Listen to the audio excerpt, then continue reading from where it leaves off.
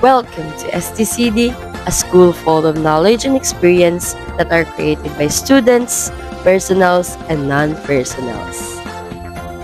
And now, you're watching Tita Dane Talk Show. And let us introduce to you a very active Filipino club moderator from STCD.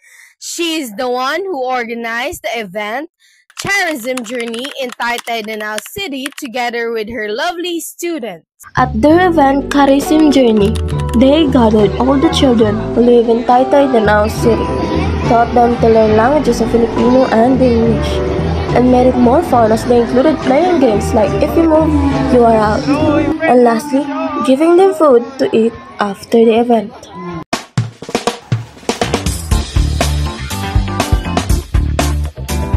Magandang araw sa inyong lahat. Ako, si Tita Dane, nag-i-interview ng isang guro sa STC na tingin si Miss Yani Yango.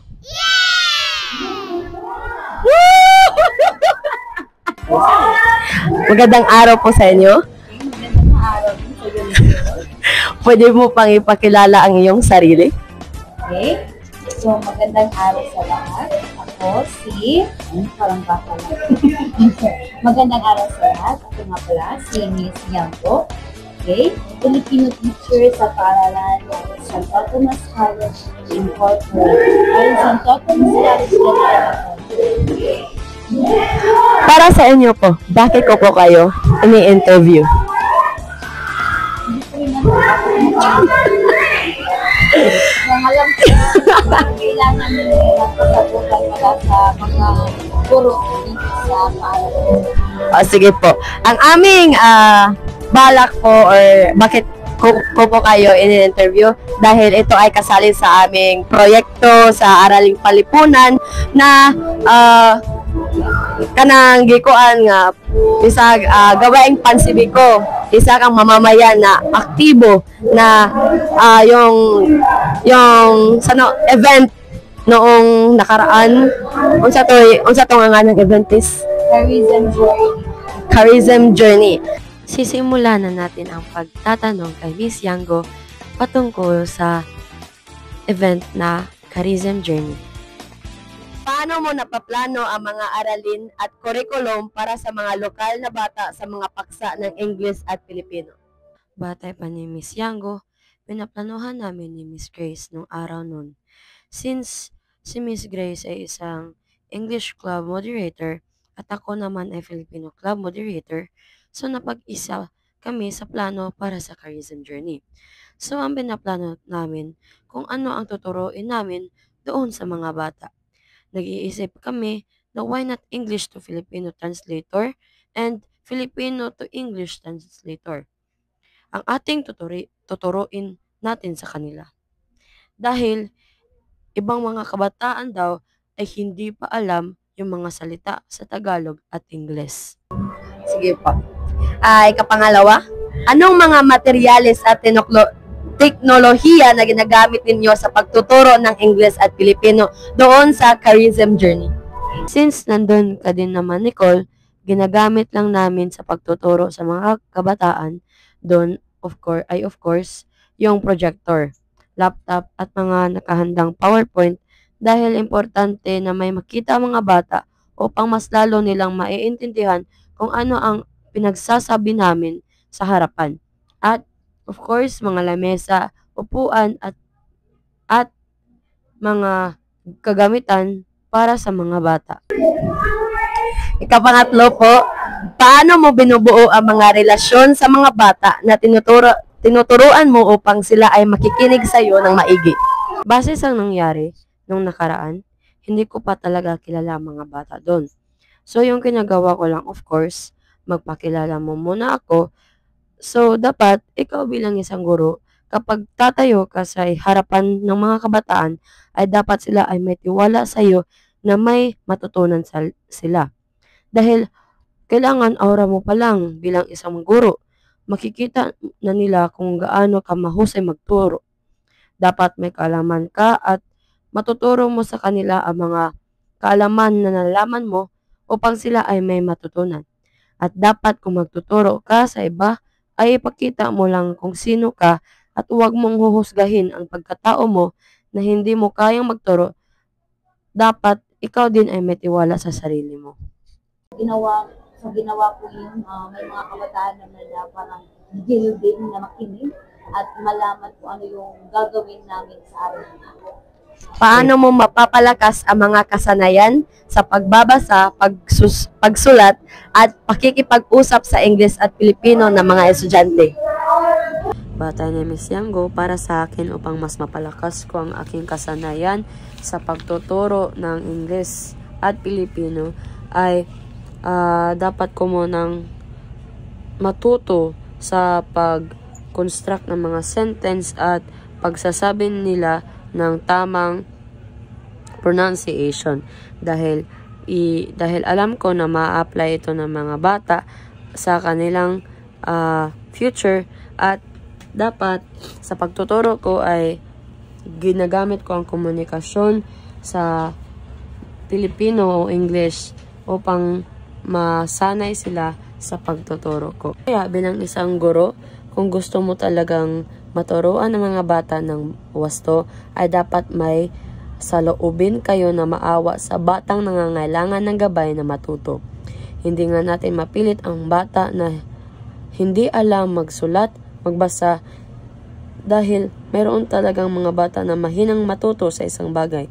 At bilang isang bata na gustong-gusto mong matuto, ang isang bagay ay pahalagahin mo muna ang pagpapractice until you make it, upang mas mapatibay mo ang mga natutunan mo sa pamamagitan ng eagerness mo. That was a great answer, Mills. So, we will proceed to question number 5. Paano mo haharapin ang mga hamon sa pagtuturo ng Ingles at Pilipino sa mga estudyanteng may iba't ibang antas ng kasanayan? Batay pa ni Miss Yanggo, may mga kabataan talaga na mahinang makaintindi ng isang paksa. Kaya, para sa aming mga guro, kapag magtuturo kami, kailangan naming alamin na ito lang ay madaling mauunawaan dahil may iba't ibang antas na kaalaman ang mga bata. Kaya we need it to be perfect to all. So, upang hindi lang isa ang makaintindi, kundi lahat. At magugustuhan ito ng lahat at silang lahat ay magpa-participate at walang maiiwan na estudyante na hindi nakaiintindi. Patungo tayo sa question number 6. Paano mo haharapin ang mga mga emergency or mga kanang intahay mis kay ang sitwasyon kay na ay intahay malipong dayon ya kanang na ay mga accident. Paano mo yan haharapin o ang mga di inaasahang sitwasyon na maaring maganap sa panahon ng pagtuturo?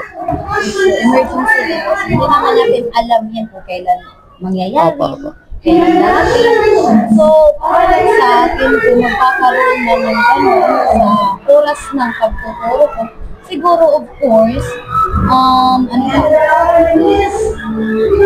bibigyan ko ng pansin yung tao na yun, bawa kung may nahimatay man. Of course, natawag natin ng taga-meeting. Siyempre sila mas may alam kung ano yung dapat gawin sa batang na nahimatay. So, ang gagawin ko lang siguro, tatawagin ko yung taga-clinic, hindi ko ano bang dapat gawin, or dadalhin siya doon sa clinic upang doon siya bigyan ng pagtunas. Of course, hindi ko hahayaan na yung ibang mag-aaral na nandun sa group ng class makisal. Mas lalala pa yung pangyayari kapag lahat ng mga makikisal. Hindi ko lang malalapitin yung mga ibang mag-aaral sa taong yun na nangyayari. So, ako lang yung lalapit sa katawag ng meeting o pagbigyan ng siguro. So, well prepared kay if na ay mga di nasang sitwasyon, Miss. Pwede ba magtanong, Miss, if naabay na hitabo dito sa Charism Journey? Okay, so far, sa Charism Journey, wala. Wala yung nakita. And so far sa po ang mga experiences, wala pa sa may na-encounter. Ngayon yung anak ng mga incident. And hopefully, wala yung hitabo. Tama ko ba? Ay mahitabo. Basin guro nga dili walay nahitabuan na, Miss, kay naminaw kay mga bata ni Miss ya, like dili kayo sila kiat. And of course, healthy lang. Okay na important yun. Dawa natin yung kasabihan na health is wealth. Since ako mga na-again sa mga experience, mga students sila lang is mga healthy lang sila. So, talking about healthy, Miss, di ba na-provide po kag snacks nila? So, how did you prepare that, Miss? Okay, during sa Charism Journey man doon, hindi man doon na makayatanan o kailangan Filipino and English moderator lang. So, of course, as a Filipino and English moderator, nag-assign ko sa mga tagsa-tagsa ng mga members sa mga club na kana sila prepare, of course, with guidance ni Kanang. Wala sa po, sa nga nila prepare, and ang ilahan na lang buhaton is buhaton to kung sa among gihatag nila nga task. Yes. Ramis, teamwork is really guys. Help for karon. So, Teamwork is very important. Dili mahimo ang usa ka aktibidad kung usa ra ang muli. yes. Because that was the organization. So, patungo tayo sa ikapito na question or 8. Paano mo mailalarawan ang iyong pamamaraan sa pagtuturo at paano ito nakakaugnay sa misyon ng mga paralan ng mga bata?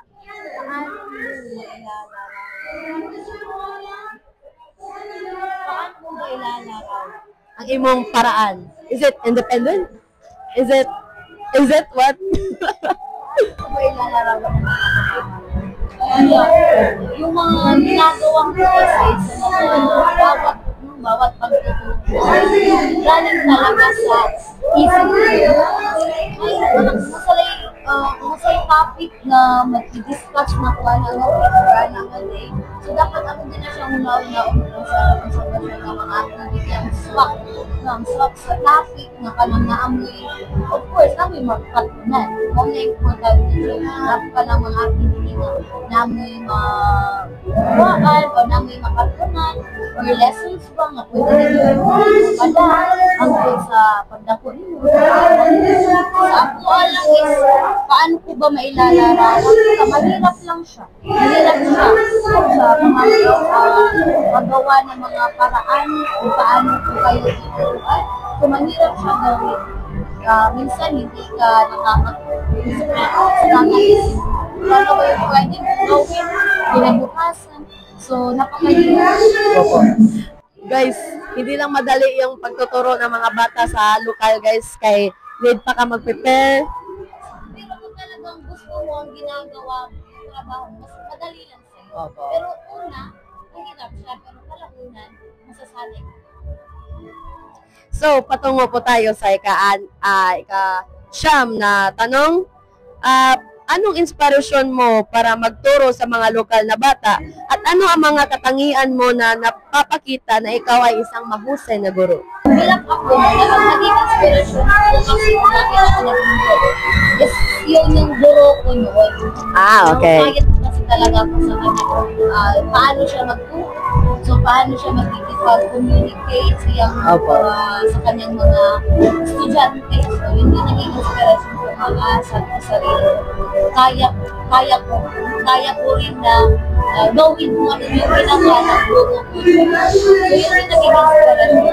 At ngayon, paano ito nakakaugan? Ano ang katangian mo na nakapakita na ikaw isang na guro? Ano ba ang katangian na ipinapakita ko lang? Ipinapakita ko lang sa kanila na alam ko kung ano yung mga sinasabi. Kung ano may mga pinagsasabi ko sa loob ng class, ito ay may kaugnayan sa pag-sabi ko sa Bisaya na siya yung unod. Madili ko kanong sa inyong atubangan upang kaibaw ko sa inyo ang kami. Wala, dili ko mubarog sa inyong mga atubangan kung di ko ka hibaw, wala ko kaibaw ko sa kita-kita. So, mo na siya na nagpapakita ako na wala lang, hindi ko naman nasabi na mahusay ako. Marunong lang. Hindi naman siya ako nasabing mahusay. Kaya ko lang. I have really question nga, ni mo miss, unsa may imong motto sa imong life nga sa pagtuturo miss? Sa pagtuturo, wala, meron lang akong may i-share sa inyo. Sige, share. Ang motto in life lang nako. Ang motto in life na po pwede rin ninyong ma-apply sa sarili ninyo. So, meron kasi akong motto since high school ako. Na akong motto is, the key to success is to have determination and goals in life. So, maaarad yun na ang akong ikahatag ninyo na pwede ninyong magamit. No? Pwede po na ninyong gamitin. The key to success Is to have is to have determination determination and goals in life. and goals. So, ako kay bawat tato. Di ba lahat kayo meron mga pangarap? Opo. Opo The naman. key to success is to have determination and goals in life. So, kapag gusto nyong gawin ang isang bagay na yan, so dapat meron kayong mga ginagawa rin para makabot yung mga goals. Para mahimo mong successful in the future. So guys, walay maabot nga pangarap guys, ipaglingkod na ka firm. Yes. Dapat galaw-galaw. Yes. Munaging mo sa Ginoo nga liok tao tabangan ta ka. Muna guys, kanang if naamoy assignment bungata karon ayaw ugma. Makas na mo yung output. So, dyan na po magtatapos ang talk show ni Tita Den. Ooh, thank you po! Woo!